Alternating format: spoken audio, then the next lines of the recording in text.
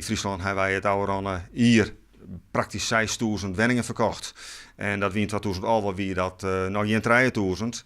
Dus een verdubbeling in de laatste 4 jaar. En dat is wel heel erg vol. We hebben nog nooit zoveel woningen verkocht in een jaar als in 2016. Maar de regionale verschillen in Friesland binnen grut. In Zuid, Zuidwest en Noordwest-Friesland is er een stijging tussen de 14 en 15%. Maar de meest opvallende stijging is in het midden van Friesland. Daar gaat het aantal verkochte huizen met 22% omheeg. En in het Noord-Eersten maar met 3%. Maar er zit ook een nadeel aan deze cijfers. De prijzen van de huizen die gaan vlug omheeg. Dit komt omdat de vraag heeg is en er te min woningen te keer staan. In de crisistijd stonden er op Funda alleen nog al 274.000 woningen te koop. Dat binnen nu nog 174.000 ongeveer. Dus dat is een forse daling. En die daling die zet nog steeds terug. Er komen steeds minder woningen op de merken. En dat is wel een zorgelijke ontwikkeling.